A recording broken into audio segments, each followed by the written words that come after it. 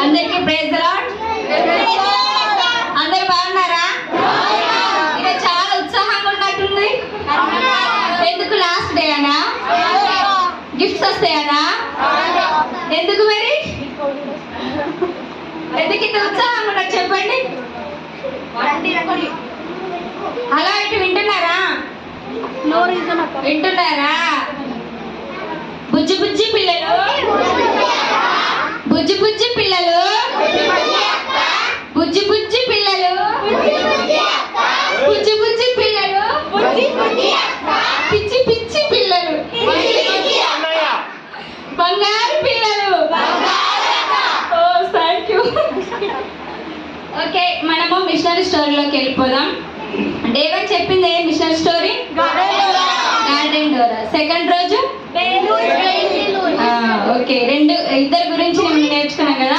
ఈ రోజు ఒక లేడీ మిషనరీ స్టోరీ గురించి మనం నేర్చుకుందాం. ఓకేనా? ఆమె పేరు అని టేలర్. ఇది ఎల్లో ఉంది, అది ఇది ముందరది గుంజ.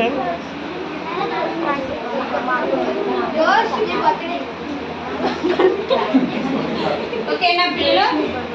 అయితే కీర్తనకారుడు అంటే దావీదు భక్తుడు ఈ విధంగా అంటాడు. ఏంటంటే ఆ కీర్తనలు 119, 139వ అధ్యాయం, 119వ అధ్యాయం 139వ వచనంలో ఈ విధంగా అన్నాడంట దావీదు భక్తుడు. ఏంటి అంటే, నా ఆసక్తి నన్ను భక్షించుచున్నది అని దావీదు భక్తుడు అంటాడు.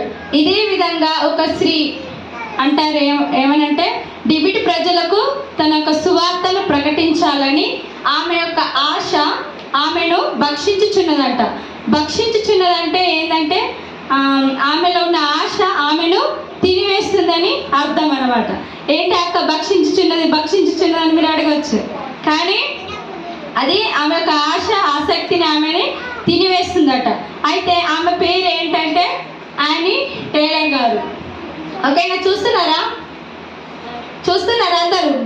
చెప్పండి. వింటున్నారా? చెప్పాలా? వెళ్ళాలా? ఓకే. అయితే ఈమె 1850 అంటే 1855 అక్టోబర్ 7న ఆమె ఇంగ్లాండ్లోని ఒక సెసేర్ అనే గ్రామంలో, ఒక ప్రాంతంలో ఆమె జన్మించారన్నమాట. వింటున్నావా శృతి? ఏంది ఇట్లా అంటున్నావు? ఓకే, వినండి. ఓకే, అడుగుతాను మళ్ళీ ప్రశ్నలు. ఓకేనా? ఈమె 1855 అక్టోబర్ 7న ఇంగ్లాండ్లోని సెసేర్ అనే గ్రామంలో జన్మించారు. ఆమె భక్తిగల కుటుంబంలో పెరిగి ఆమె పెద్దదైంది. 13వ సంవత్సరం అంటే 13 ఇయర్స్కి ఆమె ఆ రక్షణ అనుభవము పొందుకుంది. ఇక్కడ ఎంతమంది ఉన్నారు 13 ఇయర్స్ వాళ్ళు? అప్పుడే ఆమె ఏం చేసిందంటే రక్షణ అనుభవం పొందుకుంది. అంతకంటే పెద్దవాళ్ళు కూడా ఉన్నారు. ఓకేనా? ఆమె చిన్నప్పుడే 13 ఇయర్స్లో ఉన్నప్పుడే ఆమె రక్షణ అనుభవము పొందుకుంది.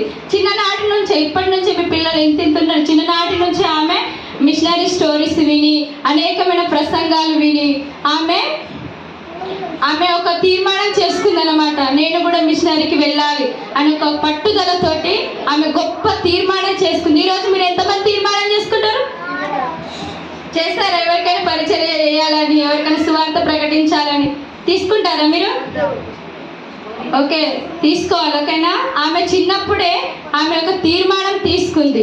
వారి యొక్క తల్లిదండ్రులకు, వారి ఆశలకు భిన్నంగా ఈమె మిషనరీ స్టోరీకి వెళ్ళాలని ఆమె బలంగా, దృఢంగా ఆమె నిశ్చయించుకుంది అన్నమాట. అయితే ఆమె చైనా, ఇంగ్లాండ్లోని మిషనరీ ఆ సంస్థలో చేరి ఇక్కడ నుండి చైనాకు ఆమె వెళ్ళిందన్నమాట. ఆమె డిబెట్ ప్రజలకు సువార్తను ప్రకటించాలనే ఆశతోనే ఆమె వెళ్ళిందన్నమాట. అయితే ఈమె 1884 అంటే 1884లో ఆమె ఒక డాక్టర్గా విద్య పూర్తి చేసి ఆమె అనేకులకు సేవ చేసిందన్నమాట. మురికి వాడలో వెళ్ళి ఆమె పని చేసింది ఈ యానీ టేలర్ గారు. అయితే ఈమె 1890 అంటే 1890లో ఆమె మిషనరీకి, డిబెట్ ప్రజలకి వెళ్ళడానికి ఆమె ప్రయాణం మొదలు పెట్టిందనమాట. మొదలు పెడుతున్న దారిలోనే ఏమైందంటే దొంగలు వచ్చి ఆమెను 2 సార్లు బందిపోటు దొంగల మధ్య ఆమె చిక్కుకున్నారు. అయినా సరే ఆమె ఏమాత్రం భయపడలేదు. దేవుని పైన భారం వేసి ఆమె ముందుకు వెళ్ళిందనమాట. అయినా సరే ఆమె 1892లో ఆమె అక్కడ లాసాన ప్రాంతానికి వెళ్ళారనమాట. ఎవరు వెళ్ళారు?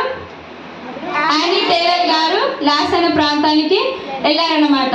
అయితే ఆమె ఎన్నో సవాళ్ళ మధ్య, ఎన్నో కష్టాల మధ్య ఆమె పరిచయం చేయించుండగా మళ్ళా ఆమెని పోలీసులు ఆమెను అరెస్ట్ చేశారు. ఆమెను ఏం చేశారు? అరెస్ట్ చేశారు. ఎన్నో సవాళ్ళ మధ్య ముందుకు వెళ్తుంది, అయినప్పటికీ ఆమెను పోలీసులు అరెస్ట్ చేశారు అనమాట. అయితే దేవుని యొక్క మహాకృపను బట్టి ఆమెను ఎవరైతే అరెస్ట్ చేసి జైలుకి తీసుకెళ్లారో వారే మరలా ఆమెను చైనాకు పంపివేశారు. అలా దేవుని యొక్క కృపను బట్టి ఆమె జైల్లో నుంచి బయటికి వచ్చింది. యానీ టేలర్ గారు ఎన్నిసార్లు వచ్చినప్పటికీ, ఎన్ని ప్రయత్నాలు చేసినప్పటికీ ఏమాత్రం ఫలితం లేకుండా పోయింది. అంతా నిరుత్సాహమే. అయినప్పటికీ ఆమె నిరాశ చెందలేదు. అప్పుడు ఆమె యానీ టేలర్ గారు అని మిషనరీ అనేది ఒకటి స్థాపించారు. భారత సరిహద్దుల్లో గల ఒక యాతం అనే ప్రాంతానికి ఆమె స్థిరంగా అక్కడ ఉన్నారన్నమాట. అయితే దేవుడు ఆమెను ఆశీర్వదించాడు, ఆమె చేతి పనిని ఆశీర్వదించాడు. ఆశీర్వదించిన తర్వాత ఏమైందంటే అక్కడ చాలామంది ప్రజల్ని దేవుళ్ళలోనికి ఆమె నడిపించింది. ఆమె డాక్టర్ అని చెప్పాను కదా. అయితే ఆమె అక్కడ ఒక చిన్న క్లినిక్ ఏర్పాటు చేసి అనేకులను అక్కడికి నడిపించింది అన్నమాట. ఆమె వైద్యం చేస్తూ అనేకులను తన దగ్గరికి నడిపించుకుంటూ దేవుని యొక్క సువార్తను వారికి చెప్తూ అనేకులను దేవుని వైపు నడిపించింది యానీ టేలర్ గారు. ఓకేనా? అర్థమవుతుందా? అయితే ఇలా చేస్తూ ఆమె వెళ్ళిపోయింది అనమాట. అయితే కొన్ని దినములైన తర్వాత 1922లో సెప్టెంబర్ 9న ఆమె మరణించారన్నమాట. ఓకేనా? ఈమె ఒక పరుగు కడముట్టించి ఆమె పరలోకానికి ఎక్కిపోయారు. అయితే ఆమె గొప్ప పెద్ద సాక్ష్యం కదా. ఎన్ని కష్టాలు వచ్చినా, 2 సార్లు బందిపోటు దొంగల మధ్య పట్టినా, అరెస్ట్ చేసినా, కానీ ఏమాత్రము ఆమె నిరాశ చెందలేదు. ఆమె దేవుని కొరకు నిలబడింది. ఆమె ఏదైతే చేయగలదో అదంతా కూడా సమస్తము ఆమె చేసిందన్నమాట. కనుక మనము కూడా నిరాశ పడొద్దు. మనం ఎన్ని కష్టాలు వచ్చినా, ఏమొచ్చినా కానీ మనము దేవుని వైపు చూడాలి. దేవుని వైపు మనం చూసినప్పుడు తప్పకుండా మనము ముందుకు సాగుతాం. కాబట్టి మనమందరం కూడా అలానే ఉండాలి. అయితే ఎంత గొప్ప సాక్షి సమూహము మన మీదకి వచ్చినా కానీ మనము దాని అందు విశ్వాసానికి కర్తైన దేవుని వైపు చూచుచు ముందుకు వెళ్ళాలి ధైర్యంగా. కాబట్టి అలాంటి ధన్యత మీకును నాకును మనందరికీ దేవుడు దయచేయును గాక. కనుక ఈ లెసన్ ద్వారా మీరు ఏం నేర్చుకున్నారు? మిషనరీ స్టోరీ ద్వారా